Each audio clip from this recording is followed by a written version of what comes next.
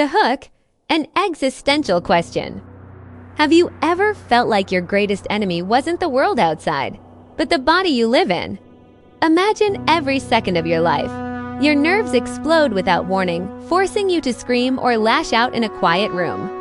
This was the reality for John Davidson in the film I Swear. But today, we aren't going to talk about a disease. We're going to talk about a mental revolution called self-acceptance. Why, for John, was healing never the ultimate goal, but acceptance. Shattering the stigma, from prison to liberation.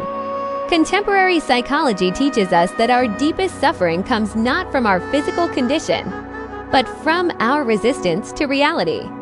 For years, John Davidson tried to fight his Tourette's, only to feel more broken. Why? Because the world labeled him as disabled, but then John did something radical. He stopped hating himself.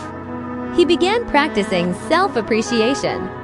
He started valuing his own mental grit, the sheer strength it takes to survive in a world that often refuses to be kind. He realized that his value wasn't tied to his stillness, but to his soul. The psychology of peace, the power of acceptance neurologically. Tourette's is triggered by electrical storms in the brain, but psychologically, those storms are fueled by shame. John proved that self-acceptance is the most powerful sedative. The moment he stopped feeling wrong for existing, his stress levels dropped. This is a message for all of us. You don't have to be normal to be extraordinary. John isn't a hero because he stopped shouting. He's a hero because he stopped being ashamed of the shout. This is the peak of human development, choosing peace over the pursuit of perfection. The miracle of appreciating others. Dottie and Thomas, however, self-acceptance doesn't happen in a vacuum. This is where the vital role of appreciating others comes in. The presence of Dottie and Thomas in John's life was the catalyst. They didn't see a patient. They saw a person. Their support wasn't just empty empathy, it was a recognition of human rights. They taught us that when we protect the rights and the dignity of those who are different, we are actually reclaiming our own humanity. John was able to develop optimally because he was surrounded by people who chose to look past the tics and see the man. Closing. Becoming your own hero. John Davidson's story is a reminder that true heroes are those who dare to make peace with their flaws. His journey from zero to hero teaches us that our self-worth is not determined by how normally our bodies function, but by how bravely we love ourselves. Self-appreciation isn't about feeling perfect. It's about feeling enough exactly as you are. John didn't change his brain. He changed his perspective. And in doing so, he changed the world.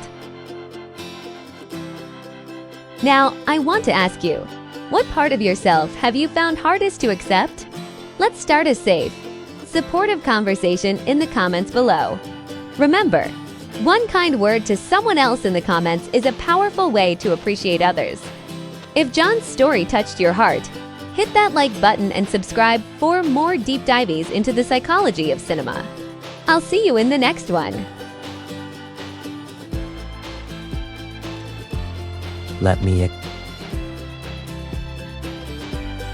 Louis Capaldi and the power of appreciating others. One of the most moving moments in modern music history happened when Louis Capaldi had a flare-up of tics mid-concert. What happened next changed everything. The audience didn't mock him, they didn't leave.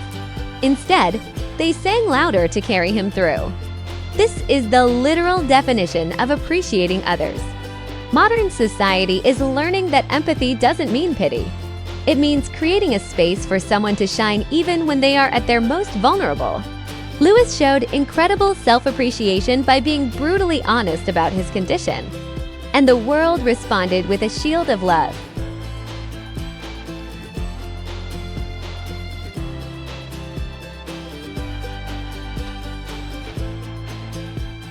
Case 2. Billie Eilish and the neurodiversity generation. Billie Eilish is a Gen Z icon who proves that Tourette's doesn't stop you from becoming a multi-Grammy winner. In her interviews, Billie acknowledges that while tics are exhausting, she has reached a profound stage of self-acceptance. Contemporary psychology calls this neurodiversity affirming care. It means we are no longer focused on fixing a brain that is different, but rather on creating an inclusive environment.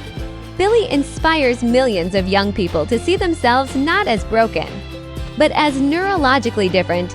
It's a massive leap forward from the era of John Davidson.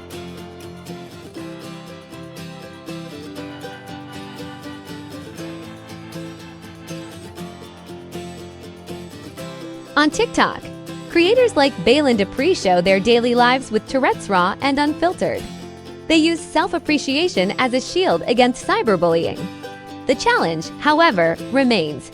Stigma and misunderstanding still exist. This is why it is vital for us to continue to appreciate others. Every time we watch, like, and share educational content about Tourette's, we are building the social protection that John Davidson once fought for. We are ensuring that the human right to develop optimally belongs to everyone, without exception.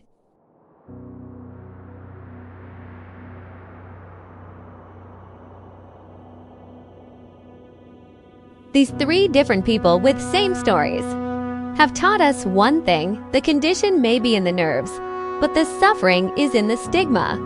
John Davidson opened the door, and today's stars are carrying the torch. Self-acceptance is the key to personal peace, while appreciating others is the key to social harmony. Let's stop demanding that people be normal and start appreciating their courage to be themselves. From the story of John Davidson to Lewis Capaldi and Billie Eilish, which journey inspired you the most?